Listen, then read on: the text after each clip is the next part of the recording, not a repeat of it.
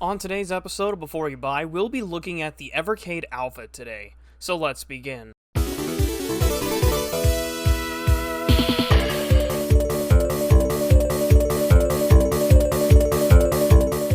Well, based on the recent Arcade 1-Up prototype dumps, it seems like they're getting pretty desperate for talking points, and while we will be looking into that on Game Time News 22 on Sunday, I wanted to discuss something recently that went up for pre-order that honestly caught my attention, and that is the Arcade 1-Up Countercade competitor, the Evercade Alpha. So let's begin. The Evercade Alpha features two games based in the Big Blue design factor, which means that the screen and marquee size are relatively the same. And speaking of the screen in question is an 8-inch IPS. And obviously, because the design is the same across both cabinets, all we have to really worry about to discern the two is the art. And in the case of the all-too-familiar Street Fighter II, it's complete with its blues and grays and pretty much looks about what you would expect. And also, a newcomer into this particular brand of home arcade, we have Mega Man the Power Battle, which is designed the same, although the art is a little more elaborate with featuring actual characters, and both games feature 6-button fighter layouts. The power button doubles as your decorative coin door, which I think is a wonderful idea. In addition to the 2 USB slots for local multiplayer, with support for first and third party controls, which means if you want, you can throw your own arcade stick on there if you really want to, and 2 Evercade cartridge slots for game expandability into the additional 50 carts that are currently available for the Evercade library of systems.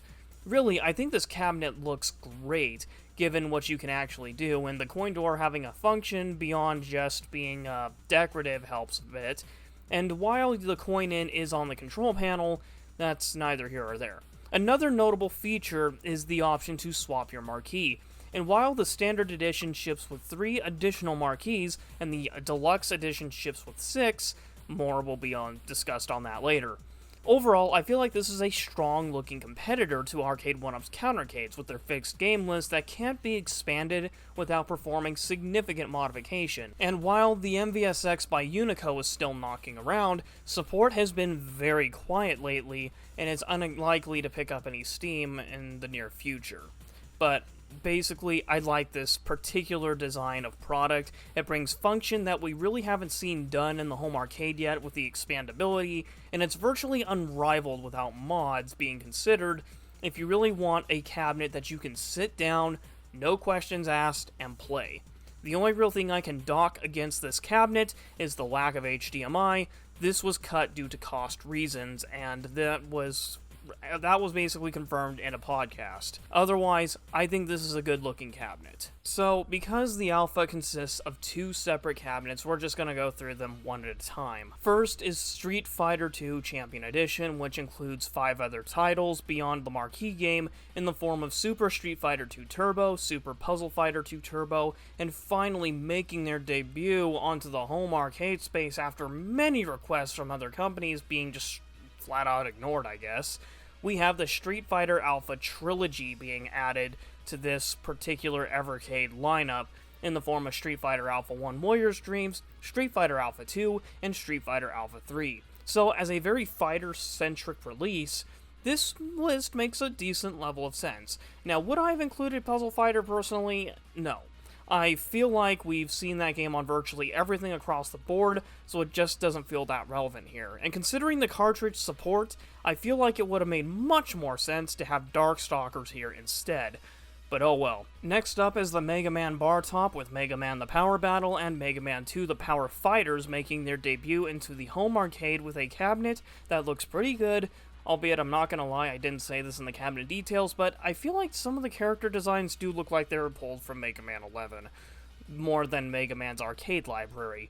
But moving on, you have included as well Carrier Air Wing, which I believe is a sequel to Air Wing, and veteran releases from stuff like Arcade 1-Up in the form of Final Fight and Knights of the Round and Strider. Now, this is a bit more loose than Street Fighter as far as the game list is concerned, with only 2 Mega Man games being the real fighters on here. Everything else is a beat-em-up or a platformer, but I honestly wish that Mega Man X Street Fighter from PC was included in this collection. I know, that's a retro-inspired modern title, but considering Evercade's been doing a lot of those, it would have totally fit in. But between the two game lists, I'm happy to see how much they push through. Now, of course, the general consensus between these two products is highly mixed to borderline confusing, as very little reason was given as to why these games couldn't have been on a cartridge instead of being hard-locked into these cabs. But either way, it's nice to see that Evercade is actually going beyond Street Fighter 2 to give us later releases instead of the whole horse rehash that Arcade 1-Up constantly does to their detriment these days. And it really doesn't help matters that, well, to be frank, this just seems like something that's deliberate. Like, they could have put this on a cartridge if they really wanted to, but I feel like they didn't because of the Switch re-release of Marvel vs. Capcom and other Capcom fighter titles right now. That could be the reason why they aren't allowed to do it yet. On the Wi-Fi front, Evercade products don't feature traditional multiplayer, as the majority of these products are focused on quality of life updates and game patches and bug fixes. As a result, that's pretty much all that's really here. Besides local multiplayer through USB, and you really only have the occasional bug fix and maybe a new game to look forward to via download once in a while, and that's pretty much all you can expect from the Evercade from a Wi-Fi standpoint. Pretty much no new ground being broken here. As the Evercade Alpha is deep into its pre-order window, the two cabinets come in a standard format for $230 US, and this will go up to $250 US when the official pre-order window ends. The standard release comes with your choice of Alpha, a USB Type-C charging cord with a brick, and 3 marquees included. Next is the Deluxe Edition, which is a more expensive piece at a converted price of $315 to $16 US. That will be rising to $390 US at the end of the pre-order window, assuming that it doesn't sell out. Again, price is converted and shipping is not accounted for here. The Deluxe will include all 6 marquees from their respective release, Sandwalk controls, a poster, a certificate of authenticity, and an Alpha branded controller for good measure.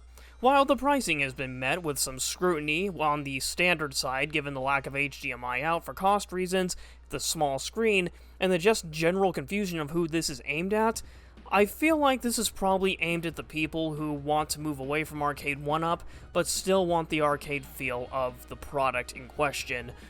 In addition to the expandability of the cartridges, I feel that is a genius move and gives this fighter cab a way to retain its use beyond the fighting games as you bring your Evercade cards in and play whatever you want in those cards in an arcade format.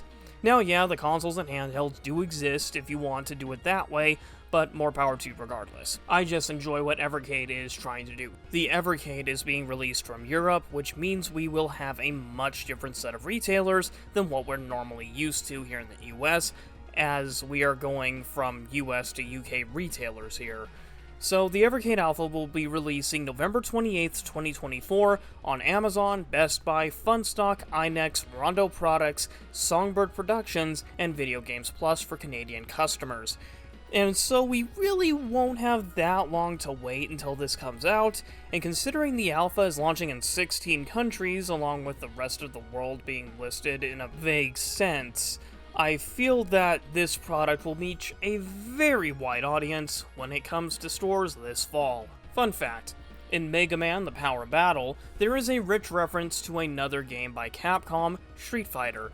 Mega Man's special attack is reminiscent of the Shoryuken, base is like the Flash Kick, Proto Man's is similar to the Hadoken, and unused sprites show that at some point there were plans to make Mega Man able to use a move similar to the Hadoken. Now, of course, if you know anything about Mega Man, you know the Hadoken is a secret power-up in some of the X games, but this is still pretty interesting to find out. Well, this is sort of why I was hesitant to push this series beyond Arcade 1-Up, as the runtime is probably a nightmare, but you probably heard more rambling than normal. But given that the Evercade has beat Arcade 1-Up to the punch in regards of finally bringing Street Fighter Alpha and the Mega Man Fighters products home, what do you think of this competitor? Leave your thoughts below, be nice, and we'll see you all next week for Game Time News episode 22 this Sunday. Thank you for watching, and we'll see you next video. Have a good one, and oh, just a heads up by the way, just so that way you all know, ConStorm did get the deluxe of this product, so expect a formal review of the Evercade Alpha this November. Special thanks to Huey Holmes, ConStorm's sole YouTube producer.